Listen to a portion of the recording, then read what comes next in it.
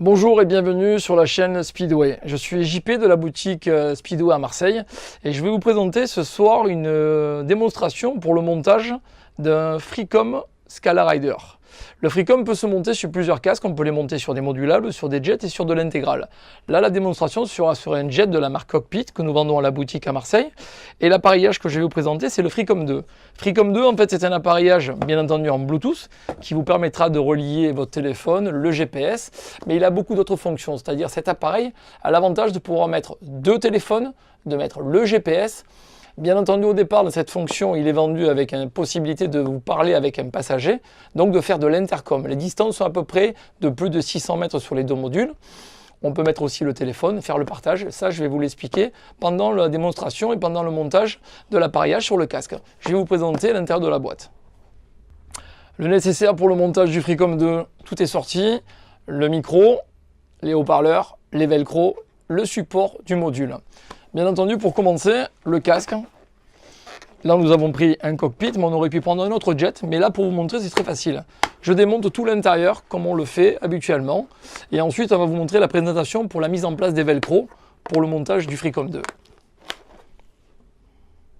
Ça y est, nous avons mis en place les velcro dans le casque. Donc, j'ai présenté deux velcro sur le côté ici, qui vont nous permettre de pouvoir fixer le micro. Deux velcro. Et ensuite, j'ai mis aussi les deux velcro de chaque côté, qui eux vont nous permettre de pouvoir maintenir les haut-parleurs.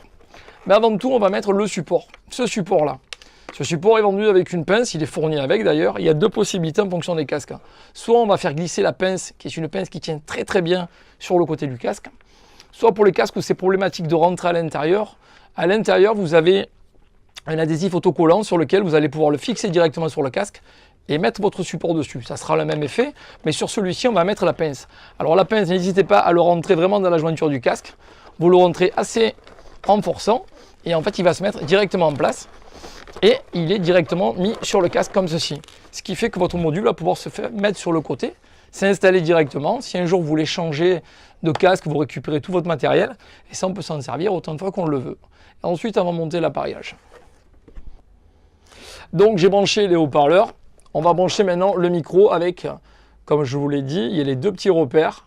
Vous les mettez bien sûr face à face et à ce moment-là, voilà, la connexion du micro est faite. Donc le micro est branché, les haut-parleurs sont branchés. On va dire que c'est fini pratiquement. On va remonter l'intérieur du casque. Donc on va remettre le caloté en place. Et comme je vous l'ai toujours dit, attention au câblage. Quand vous remontez, faites en sorte que les fils ne soient pas pincés. Et ensuite, je vais remonter les mousses de joue. Donc le casque sera fini pratiquement. On n'aura plus que le Freecom à monter. Et je vais vous montrer un petit peu comment on fait pour dissimuler les câbles. Donc voilà, j'ai remonté les mousses de joue. Bien entendu, faites attention à tout ce qui est câblage. Comme il y a de la place sur celui-ci, vous pouvez carrément les mettre entre la jointure et la mousse de joue. Il n'y aura aucune gêne quand vous allez passer le casque. Mais ce qui est important souvent, c'est quand tout est monté, avant de mettre en marche ou de faire un essayage, passez le casque une première fois, vous l'essayez. Et s'il y a la moindre gêne au niveau d'un câble, vous les mettez à l'intérieur, vous les faites glisser directement. Voilà, j'ai pris le module, on va le mettre en place sur le casque. Alors pour cela, c'est simple, vous avez un petit interrupteur, un petit bouton qui vous fait une commande qui permet de déverrouiller le module sur le casque. Vous voyez, un petit crantage qui se fait directement derrière. Alors, vous mettez en premier l'arrière, vous tirez sur le bouton en avant et il se met en place directement sur le casque. Voilà, maintenant on est prêt à le mettre en place, on va vous montrer le fonctionnement et pour le paramétrer bien entendu avec un téléphone. Le module est installé sur le casque, on va donc l'allumer. Pour l'allumer, c'est deux boutons qui sont ici. Vous les appuyez quelques secondes, le module passe au bleu. Pour faire la recherche avec un téléphone, simplement ce bouton sur l'arrière. Et là, le module va clignoter rouge et bleu. Vous mettez votre téléphone sur le mode Bluetooth, directement sur l'application. Il va apparaître Freecom 2. Vous cliquez dessus et votre téléphone sera relié avec le module. Ensuite, il y a possibilité de prendre un deuxième téléphone, de paramétrer aussi un GPS. On pourra aussi faire le paramétrage avec un autre module, c'est-à-dire que si vous achetez un autre Freecom 2 dans une boîte de duo, les deux modules vont se paramétrer ensemble automatiquement. Et chacun pourra faire le partage de musique, tout ce qui suit. Vous avez aussi la radio. Donc la radio, ce bouton du haut, quelques secondes appuyées, et vous allez avoir la radio directement dans le module. Pareil, chacun aura sa musique. On peut écouter aussi les musiques de votre téléphone.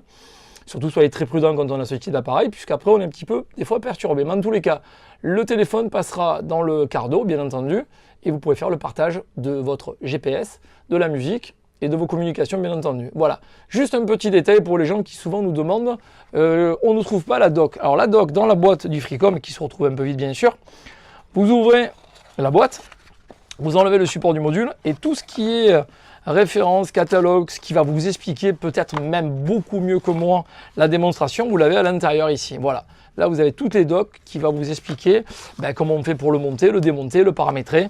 Et un conseil, lisez-la parce qu'elle est vraiment très facile à suivre et surtout vous allez avoir toutes les possibilités d'appareillage qu'on peut faire avec ce module. J'espère que ça vous a plu. En tous les cas, merci d'être avec nous sur la chaîne Speedway.